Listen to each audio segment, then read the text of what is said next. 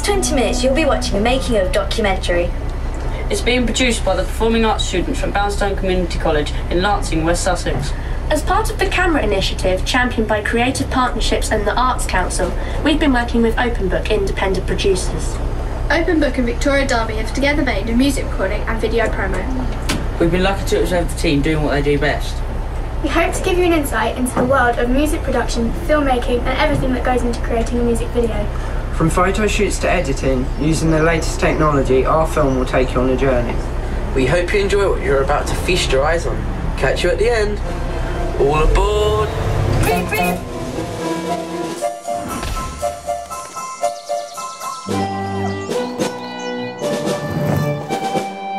A singer/songwriter called Victoria Darby was sing performing, and Open Book, which is fronted by Sam McCarthy and Laura Seymour, decided they'd like to make a music video with her, and they were interested in working with a group of students, which is us guys from Boundstone. So we've been making a behind-the-scenes documentary about what goes on when a music video is being made and how Victoria's progressed. I grew up in Newcastle, moved to Brighton. Well, I've been playing guitar probably now for about 12 years, so it was a hobby, and then it just turned into something else, you know.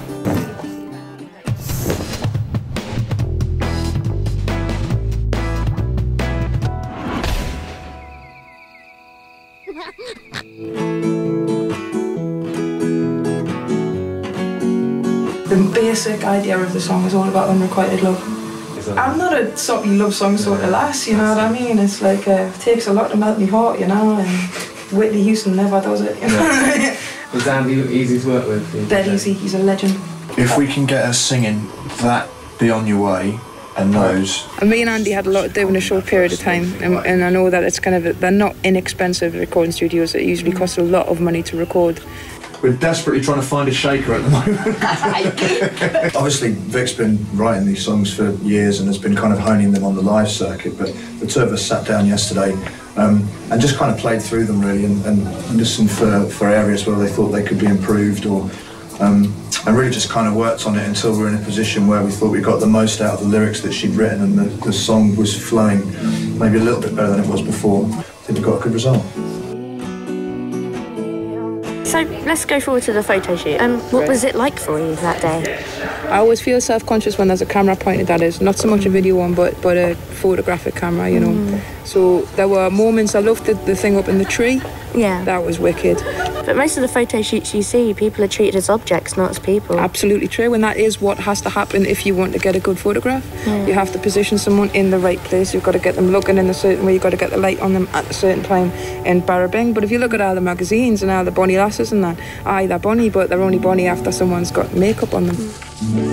Most of the stuff I've done with musicians in the past, a lot of that has been studio-based, so it's all a bit static and it all ends up looking a bit similar. So if you're suddenly moving around different locations, then you get a very different feel to each photograph that you do.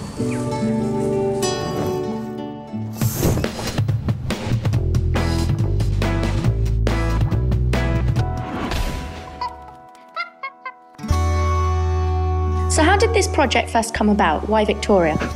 We had Victoria playing at one of our events.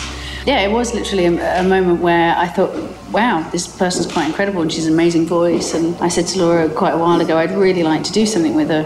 Her story behind her song sort of gelled with this whole production, and it's got better and better, I think. So long, farewell. The song led it in a big way. We had to make sure that the song really fit the story we were trying to tell. And from the original idea, we'd wanted to do something with a medium. And it just so happened that when it came along with Victoria, that she's quite into tarot and stuff like that. So it just made sense that it kind of fit together. We knew the things that had inspired us, the mood of the shots that we wanted to go for. So we gathered reference that was feeding into the boards, and then the boards sort of happened at the same time.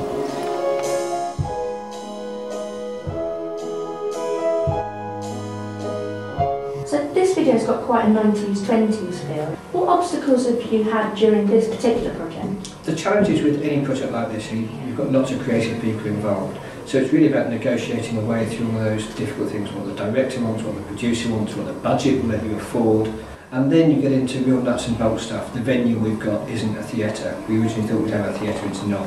So hanging things, flying scenery, all of those things become really difficult and tricky.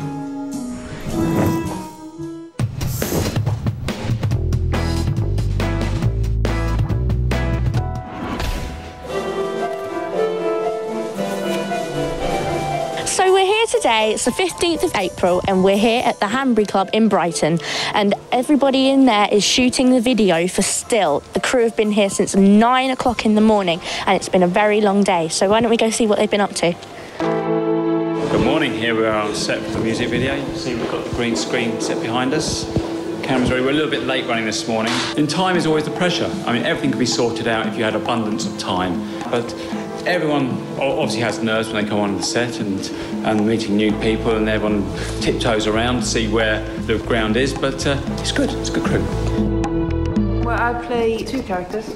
One is a medium who's there to help the man find his way, if you like. You know, he's lost and needs a bit of direction, but she plays games with him a little bit as well, I think.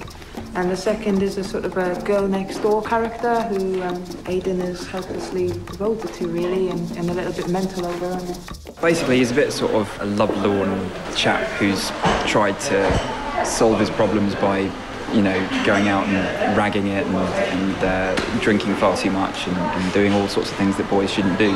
And then he's shown by this medium that he needs to sort of let go of the things that he can't have.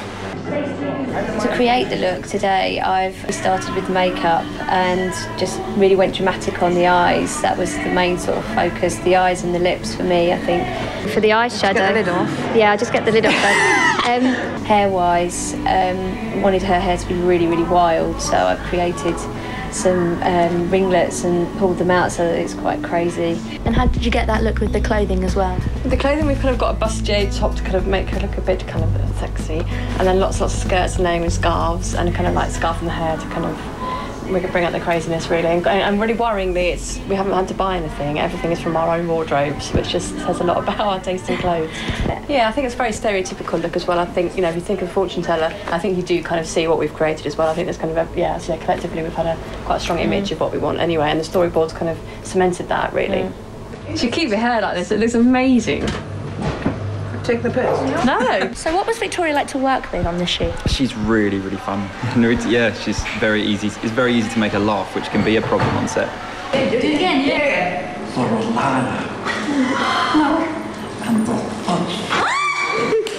I've never really dreamt about having a first music video. I dream more about where I'm going to play, if I'm going to play, you know. So I dream more along the lines of like Jules Holland and, you know, the Pyramid Stage at Glastonbury. But as an extra, you know what I mean? Like just as an extra bonus to us, then yeah, it's worked out rather well.